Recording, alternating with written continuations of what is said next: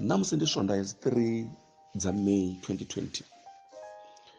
Ndi khou ḓa kha vhone na mulaedza uno wanala kha bugu ya Samuel yo thoma chapter 18 ri tshi khou vhala verse 11 fhedzi. Biblia ya Mudzimu ya ri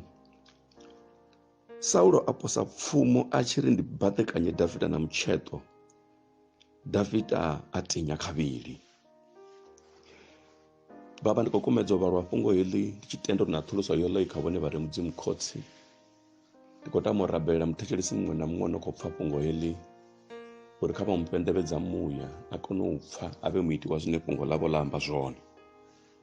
Dzinani ḽa maanḓa ḽa murena washu Yesu Kristo. Amen. Hafha ndi khou nyaga u amba mafhungo a Mbiti. Ri khou vhona vho Saulo vha musanda, munna muṱhonifhea, munna muḓivhalea, a khou ita zwithu zwi no nga zwa muthu a sa ḓivhiho Mudzimu. Biblia ya Mudzimu iri Saulo a posa pfumo a tshi ri ndi baḓekanye Davhida na mutsheṱo a tinya khavhili. Arali vha sedza mulandu we Davhida a ita vha ḓo wana vha sa u vhoni na luthihi. Vha ḓivha Mbiti a si dzavhuḓi, Mbiti a si zwithu zwavhuḓi. Tshithu tshi no khou vusa mbiti dzavho Davhida hafha ndi luimbo lu no khou ingwa nga vhafumakadzi. Ra gonya hafho nṱha kha verse 7, Biblia ya Mudzimu iri vha imba vha tshi bvumelana vha ri Saulo o kunda maḓana a 10, Davhida awe ndi maḓana a ḓana. Saulo ambo sinyuwa zwihulu, ngosha iyo ya muvhifhela, amba ari Davhida vha mu ṋea maḓana a ḓana, nṋe vha ṋea maḓana a 10 fhedzi. Vha ḓo ṱuwa vha tshi ri na vhuhosi ndi hawe. Hayo mafhungo a dzhena mbiluni yawe, a dzhena ṱhohoni yawe, a muvhilinganya a yeṱhe. Vha ḓivha zwa mu bveledzela hedzi mbiti dzine ra khou dzi vhona hafha dza vhuya dza mu swikisa hune a doba pfumo a khou nyaga u vhulaya Davhida. Ndi khou ḓa kha vhone matshiloni a ḓuvha ḽa ṋamusi na mulaedza hoyu wa Mbiti. Vhone vha nga vha vha mutendi wavhuḓi nga maanḓa, vha nga vha Mudzimu vha tshi mu funa nga maanḓa, nahone vha tshi mu ambara zwipfhi uri vha nga vha khou bva khaye matshiloni, nahone vha tshi mu ambara zwi vhona vha tshi nga no mu vhona nga maṱo vha khou mu vhona. Vha ḓivha vha tshi mu imbela, ra wana vha tshi to mu imbela vha munna kana mufumakadzi wa lutanda, nahone hezwi vha tshi funza ra tou pfha khou funza munna a re na vhuṱanzi ha fhungo ḽa Mudzimu, mufumakadzi a re na vhuṱanzi ha fhungo ḽa Mudzimu. Vha ḓivha vhone vha khou khakhisiwa nga tshithu tshithihi fhedzi, vha na mbiti, vhone vha na mbiti. Hedzi mbiti dzavho a dzo ngo fhambana na dza munna Davhida. Hedzi mbiti dzavho dza vha dzhenela tshiṅwe na tshiṅwe tshi a shanduka. Ndi khou ḓa na mafhungo aya ṋamusi ri tshi khou zwi ḓivha uri ro kuvhangana miḓini yashu, hu vhe khotsi, hu vhe mme, hu vhe vhana nga nṱhani ha lockdown ine ra vha khayo. Arali hetshi tshipiḓa tsha mbiti vhone vha sa kona u tshi langula hafho muṱani wavho, ndi khou vha vhudza ndiri naho vho dzulani a hu nga vhi na muḓifho. Vha ḓo wana ṅwana a tshi khou ita zwawe, vha wana khotsi a khou ita zwawe, wa wana mufumakadzi a khou ita zwawe. Madzuloni uri ri vhe ri fhethu huthihi, vha wana muṅwe na muṅwe a khou ita zwa mbiti. Vha wana hu si na no pfha muṅwe, hu si na no thetshelesa muṅwe, muṅwe na muṅwe a khou ita zwawe. Haleluya. Arali hetshi tshipiḓa ra sa tshi fara nga nḓila yone, ri ḓo ita zwo itaho nga vho Davhida, ri ḓo ita zwo itaho nga musanda vho Saulo. Vha musanda vho Saulo vho ita zwithu zwo vhifhaho nga maanḓa nga nṱhani ha mbiti. Luimbo lwa luimbo lu sinaho na tshithu, na ndi nyambo ngana dzo no vha rithaho hafho, ndi miswaswo mingana yo no vha dzhenisaho mbitini, ndi miswaswo mingana yo vha dzhenisaho mbitini. Vhone vha kwata vha wana na u ḽa vha si tsha ḽa, vhone vha kwata vha wana na u amba na muthu vha si tsha fa na muthu, vhone vha kwata vha wana vha si tsha funa u sea na vhathu. Vhone kha vha ḓo sedza mbiti dzavho man, vhone mufumakadzi kha vha ḓo sedza mbiti dzine vha vha nadzo hafho muṱani hoyo, kha vha ḓo sedza mbiti vho khotsi man, u bva tshe ra dzula maḓuvha aya na murahu vha sedze mbiti dzine vhone vha vha nadzo. Vha funa nga maanḓa Mudzimu, mara mbiti vhone dzi khou vha khakhisa. Vha na virus mani vhone, hei virus yavho a si corona, ndi mbiti. Mbiti dzavho dzi vha luṱanya na vhathu, mbiti dzavho dzi vha luṱanya na Mudzimu. Haleluya. U nga ri vha nga vha mutendi o shandukaho mani, ndi uri vha vhona zwi siho, vhone vha vhona zwi siho zwa vhavhilinganya. Ari vha vhala Biblia Apostolic chapter 37 verse 8 uswika 10. Biblia ya Mudzimu iri u songo sinyuwa, dzima mbiti, wa dzula u tshi ḽa mbilu u vho ḓo tshinya. Haleluya. Hei vhakhetho vha Mudzimu vha ri u songo sinyuwa, dzima mbiti, wadzula uchila mbilu uvodo shinya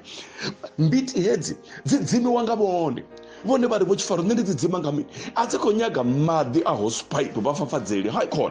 mbiti dzi khou nyaga mafhungo maḓipfa a mudzimu o dzula kha vhone mbiti dzi khou nyaga vhone vha tshi vha munno ḓifhaṱaho kha fhungo ḽa mudzimu ano ḓivha ndimana dzino mufhumudza ano ḓivha khona ya thabelo ine ya funa u dzhena khayo musi o sinyuwa mara arali vha vha muthu a sinaho fhungo ḽa mudzimu muthu a sa ḓivhi u rabela musi mbiti dzi tshi vuwa ri ḓo vha pfa nga lulimi lwavho ri vhone zwavho a zwo ngo dzudzana na luthihi kha vha ḓo vha mutendi ono tamisa mani vhone musi vha na khonani dzavho vhaṅwe khonani dzavho vho fhambana nadzo nga mbili vha na mbiti luṅwe vhone a vha lengo ṅala vha lengo kwata mara mudzimu vha mufuna nga maanḓa kha vha ime ndi vha vhudze muthu wa mbiti hana vhushaka na mudzimu ndi vha vhudze namusi kha vha ḓo vha mutendi ono kona u ḓifara mani bibeli ya mudzimu yari vha dziye u tshinya vha ḓo lovha vha lindela Yehova ndi vhone vhane vha haya haleluya vhone vha vha na mbiti dzavho vha ya tshinya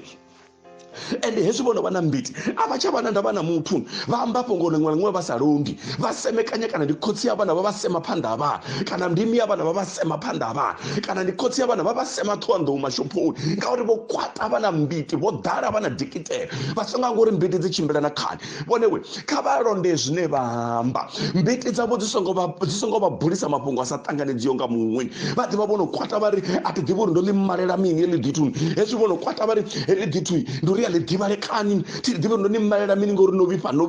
vhone kha vha vhe na ndavha na zwine vha amba zwone ḽiṅwe ḓuvha vha ḓo ḓi sola nga maanḓa nga mbiti dzavho ḽiṅwe ḓuvha vha ḓo mangala vhono vhulaya muthu musanda vho Dafita khevha vha vhono dzhia pfumo vha tshi vho nyaga u vhulaya Dafita sino na mulandu kha vha ime ndi vha vhudze uri havha vha musanda hezwi zwithu zwa zwi khou vha itisa ndi zwithu zwiraru fhedzi tshiṅwe ndi tsho thoma tshino ri dzhenisa mbiti ndi pride vha ḓivha pride yavho i vha dzhenisa mbitini musi vha tshi vhona uri vhuṅwei o ḓa kha level ine vhone vha khayo vha vhona vha musanda vho Dafita vha tou vhona Dafita o ita zwihulu ndi uri pride yavho ya vhuhosi ya vha fatela mbiti vha wana uri Dafita ndi khwine vha tshi tou muvhulaya nṋe ndi khou vha vhudza ndi ri pride yavho kha vha tende arali hu na muṅwe no khou kona u vha fhira arali hafho muṱani wavho vhaṅwe vha khou vha fhira mushumoni wa khou vha kha vha tende kha vha litshe u vha na mbiti dza zwithu zwi siho vhone vha ṅwana wa mudzimu vha funa u tenda uri nungo dzavho dzi a guma nahone zwithu zwi a fhirana namba 2 tshiṅwe tshino itisa vhathu ndi jealous musanda vho Dafita vha khou dinwa nga jealous hafha yori muṱangana Dafita o vhulaya vha maḓanaḓa ende havha vhathu vha khou imba zwone we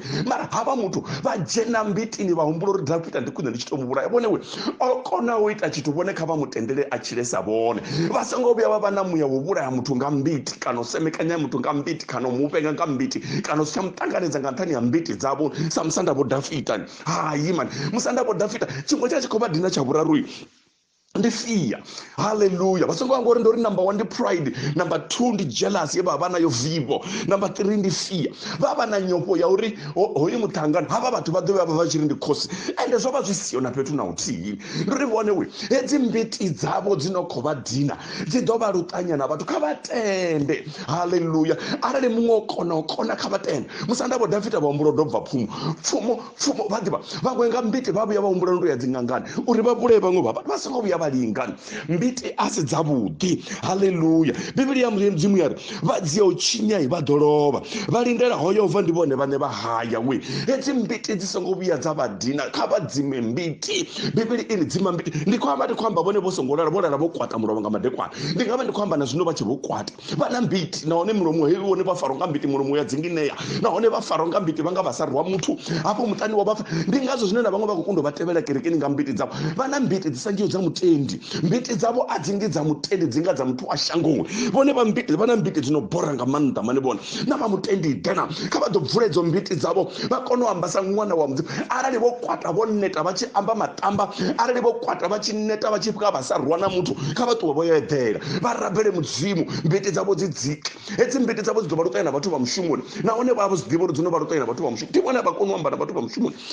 a vha tsha kona vho ṅala kha iḽa syndicate vho bva nga mbiti vho ṅala kha iḽa tshitokofela vho bva nga mbiti ndi uri vho ṅala fhaḽa kilabani vhone vho litsha u bva nga mbiti vha na mbiti vhone ende mbiti dzavho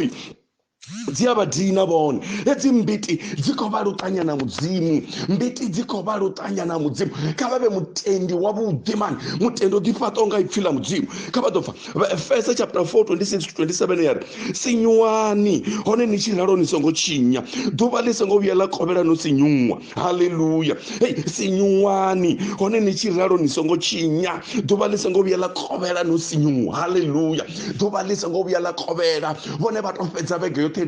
vamutendi vanga mudzimu vamudipo vone hezvo vachiraro avo vane vadzura navo pomutani avo vane vashuma navo avavone mudzimu ngakavone ngambiti dzavo mbiti dzavo dzikokwashikanya mushumo wa mudzimu kavadova mutendi wambiru ndapfumani anotendotanganedza zvithu anotendofiriwa ngavamwe anotendodiva uri mudzimu uhone mbiti dzihone ndizvone mara kavatendo ri mudzimu vayachira kavatendo ri mudzimu vahone nendikori machironi yaduva lanu namusi dzinani lamanda lamurena wa Jesu Kristo heli fungo Dafita onyakojena munanduni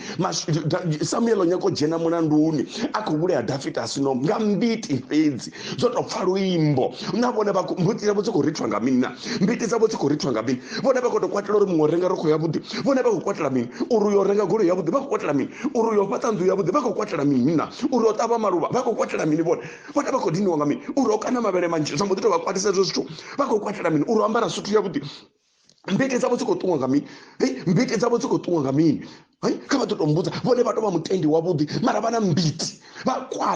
vakwatela chimwe nachimwe hapo mutani mudaro ukofuna itwa ngavone hapo mutani ukofuna uvonera vuchiro ngavone kavabvure mbiti mani mbiti adzina vushaka na mudzimu naone ndichiyanwiwa chanama ende nama aina vushaka na mudzimu arali vone vamutendi wa mbiti vambototozvidiva uri vamutendi udzula unamani vone vamutendi odzulaho namani havana vushaka na mudzimu kavashanduke mani ere mbiti dzichivatoma muromo ichitoma mafesi achitoma vone vokwata chotei vachirara vana ravofukana bhai vavote votofinyana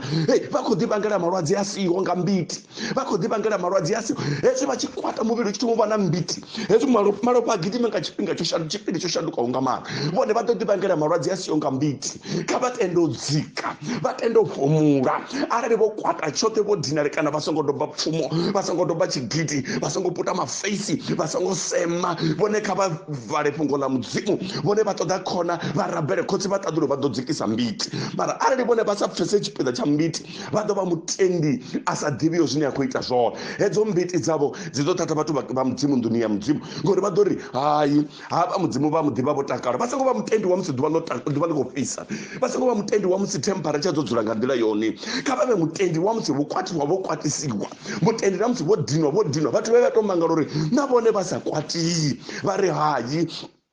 asi ratongokwatani wotovarindira tifumulera ndarabhera kotsi vatadulu vonochira ndandikore machironi yaduva lanu namusi arali vana taidzo yahei virus arali hedzi mbiti vanadzo vone vana virus arali hedzi mbiti vanadzo kani vanayo vone vana virus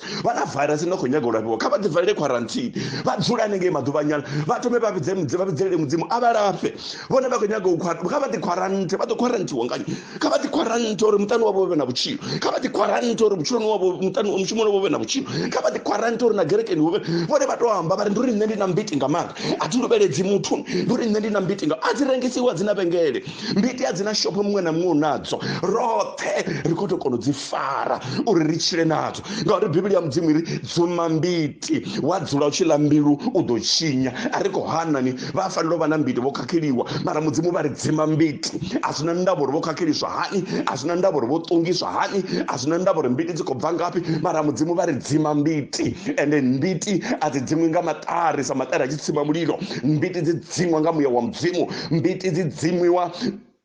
ngafungo la mudzimu mbiti dzidzimwa ngatabhero kavadova mutendi oshanduka homa this is 2020 arali vavasatozvidiva uri vana virus vochifaro namusi vakobhura vari vone vamutendi harina virus vone vana chichiri vana virus mbiti muyamuketwai kamuyamuketwai naspace havakoni ujena vuhoneni ya mudzimu nambiti dzavo havakoni ujena kagabhero lodhipinda namudzimu nambiti dzavo kavabvure mbiti kavadzime mbiti ngauri bhibheri ya mudzimu uri vadziya uchinya vadhorova varindirawo Yehova ndivone vane vahari haleluya Jacob chapter 1 verse 9 yari ni zwi ḓivhe vharathu vhanga vhane nda vhafuna zwa uri hupfi muthu a ṱavhanye u pfa a lenge u amba a lenge u sinyuwa vha songo kha vha thoma u thetshelesa zwavhuḓi vha musanda vho Dafita ngawe vha thetshelese zwavhuḓi vha ḓo wana ngoho kha luimbo mara vho ṱavhanyedza kha vha ḓo vha mutendi o dzikaho mani kha vha ḓo vha mutendi no ṱoḓela vhathu mudzimu ano isa vhathu mudzimuni mutendi ane vhathu vha guda khaye munna wa muṱani wavhuḓi mufumakadzi wa muṱani wavhuḓi ṅwana wa muṱani wavhuḓi zwa zwino vho kwatelana na ṅwana nga mbiti vha khou musemela zwithu zwine vhone vha na vhuṱanzi nazwo a si tou ri a tou dzhena fhedzi a vho ngo vha muvhudza uri a ite tshikene vha khou sokou musemekanya nga mbiti dzavho dzi sa ri tshithu vha muvhudza na zwe vha vha fanela vha songo muvhudza vha muvhudza na zwa 2013 vhone vha khou dina u vhudza vho mukala wavho nga mbiti dzavho zwa 2012 hange zwa musi vha kha ḓi tou pfana nge ndi mbiti dza mini na vhone mukala ndi mbiti dza mini vha khou vhudza mufumakadzi zwa kalekale ndi mbiti dza mini zwa namusi zwa kokota zwa kalekale nge ungari mudzimu wanga vatonda mani vava mutendi wa lutanda mutendi asino mbiti ni mutendi asavusiwe nga mbiti ni mutendi wo kondelela mutendi wo asangi Dafita wo dobva pfumo asinangi Saulo wo dobva pfumo atinyago vhulaya Dafita ungari pungo linga wana vhudzulo kha vhone vava mutendi wa lutanda khari kora tsa swipato zwashu khotsi vatadulo kho vha rabela matshiloni a ḓuvha ḽa ṋamusi ri a vhafuna murena mara tshipiḓa tshi tshi ya ri khakhisa mbiti murena dzi sa bviho fhethu dziṅwe dzi bva kha nyofho dza zwisiho ra vhona zwisiho zwanga zwi hone dziṅwe dzi bva kha u tou humbulela muthu mudzimu wanga ra vhuya ra tasula na zwa murahu zwisiho zwa tusa vhushaka na mulalo u re hone muṱani baba ndi khou rabela ndi tshi ri mudzimu wa tshilidzi ndi matshiloni a ḓuvha ḽa ṋamusi ane hei virus yo dzula u kha riṋe mudzimu wanga ndi khou rabela ndi tshi ri vhone kha vha i thuthe vha i kwashekanye ri vhe vhatendi vhane miṱani ra dzula nga mulalo ri vhe vhatendi vhane mishumoni ra shuma nga mulalo ri vhe vhatendi vha vhukuma vhane gerekeni dzashu ra dzula nga mulalo baba ri khou rabela ri tshi ri vha songo tenda ri tshi bula vhutsilu a uri nṋe thi luvheledzi nṋe thi na ndavha na muthu nṋe a thi ofhi muthu nṋe ndi na mbiti ngauri hezwo zwoṱhe ndi mishumo ya ṋama i tshi ṱanziela nga kha milomo yashu baba ri khou rabela pfariso ya maanḓa mu ya mukhethwa kha vha ri handulule murena kha vha ri handulule nga malofha avho ri vhe vhaḓinda vhao ri vhe vhana vhao ri songo tenda u dzhena mbitini ri songo thoma ra pfa ra saukanya ra vhona ri songo nga vha musanda vho Dafita vho dzhenaho mbitini ngo ṱavhanyedza kha ri thome ri thetshelese ri saukanye zwe ra zwi pfa ri lenge u sinyuwa nahone ri lenge u amba ri sa ḓo amba na mafhungo a vhutsilu mu ya mukhethwa dzhia ndango kha riṋe sa vhana vhau matshiloni a ḓuvha ḽa ṋamusi mudzimu wanga ndi khou rabela na vhapfa mulaedza hoyu ndi khou vha rabelela u shanduka mudzimu wanga tshipiḓa itshi vha songo tshi dzhiela fhasi vha nga amba nga dzindimi vha nga porofita mara tshipiḓa itshi dzula kha vhone mudzimu vha ri dzima mbiti wa dzula u tshi ḽa mbilu ḓo tshinya mudzimu wanga nahone vho sinyiwa nga u ralo mudzimu wanga u pfhi vha dzi u tshinya vha ḓo lovha vha lindelaho Yehova ndi vhone vhane vha haya nga dzina ḽa maanḓa ḽa murena wa Yesu Kristo in Jesus name I pray amen.